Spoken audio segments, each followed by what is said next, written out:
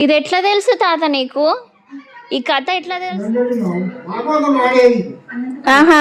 ఎక్కడికి ఆడినరా భాగవతం వాడి శ్రీకృష్ణుడు అమ్మాయి పోతే శిచాల ఉందిగా శిచాల కాడ రాత్రి బాలమ్మ చీకటి వస్తుంటే అప్పుడు కాడగొట్టాడు జీతం జీతం ఉండే ఒక కాపోడు మన మన కొడుకు 10 చేతులు ఉండేది ఆమె చచ్చిపోయాడు. ఇక ముగ్గురు తర్వాత జీతం ఉండి ఆ బాయికాడ మాపి గోదిని బాయికాడ పోయి బాయికాడ నుంచి మన శిల్కలంగా పడి పుట్టలంగా పడి రోడ్డు పడి పడి చిచ్చాలు పోయి చీమ చూసి మళ్ళీ వచ్చినాం రాత్రి మంచిగా సినిమా చిట్టాల కాడ సినిమా మంచిగా అర్థమైంది.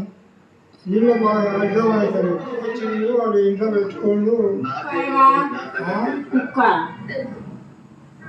మనిషి అయింది మరి కనపడతలేదు అది తీసుకొచ్చి మనిషిని చేసిండు.